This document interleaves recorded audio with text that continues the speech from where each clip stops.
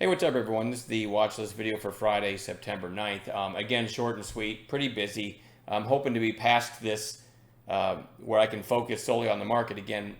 Monday probably be the last day where I'll be sort of sidetracked, and then I'll hopefully get back to it. But anyway, it looks like another strong day.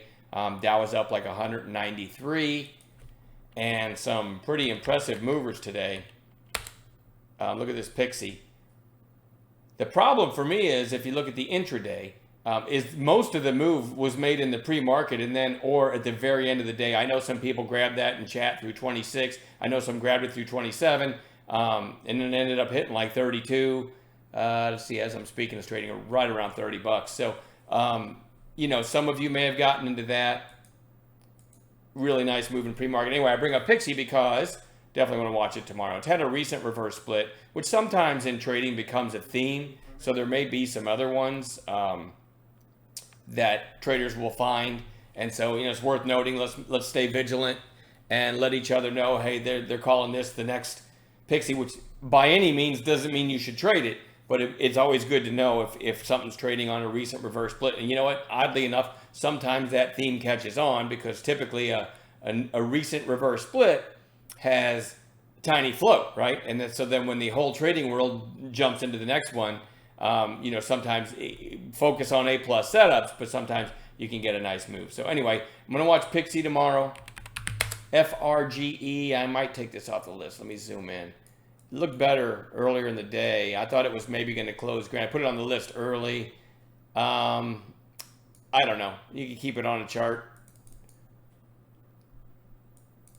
As I'm talking, I'm taking it off, though. Somebody keep an eye on FRG tomorrow. Let us know if it's setting up. The second one, then, instead of Pixie, or in addition to Pixie, NERV had a nice pop today.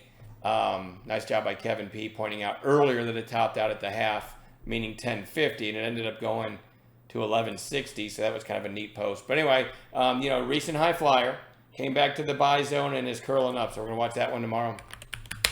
STBX. Again, I'm not sure it should be on because it closed so far off its highs, topped out at 460 before closing at 367. Wow. I mean, so again, a lot of these I put on the list middle of the day. I always put them in my notes, right? And then I need to look at these and see how they close. Doesn't look great because it's almost round trip, but I'll keep it on a chart. It's not like I'm holding any of these overnight, right? let me pan out a little bit. LFST. Pretty big volume and a pretty strong move. I think this is the one that somebody said new CEO or something. I'm not positive, but I think that's it, which is a pretty big move for a headline like that. HYRE gapped up a few days ago and is holding up pretty well. Topped out pretty close to 150, which it also topped out at 150 right here. So you sort of have a cup and handle over the last few weeks. So it's kind of interesting if it breaks that 150. TNDM.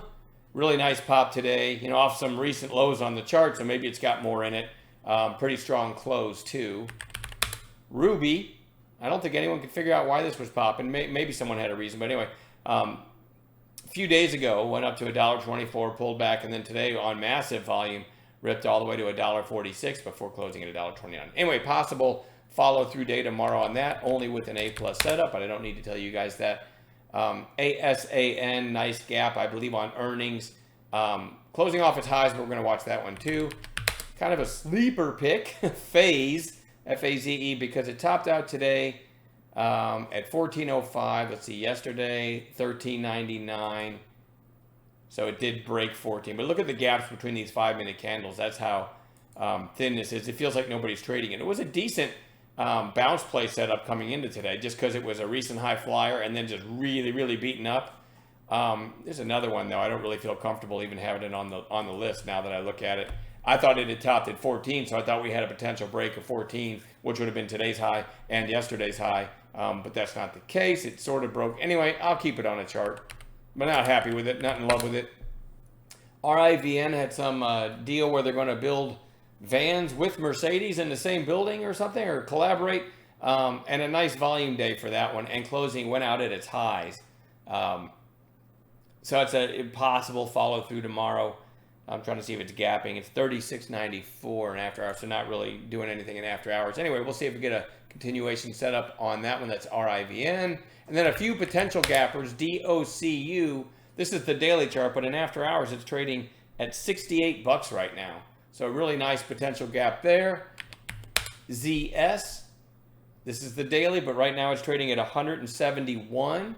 So there's a potential gapper. Again, we'll take these with a proper setup. And then SWVL, small priced gapper. Right now it's trading at 209. So there's three that I'm going to put on the gap play monitor tomorrow. That's it for me. I'll see you all in the chat room in the morning. Have a great night.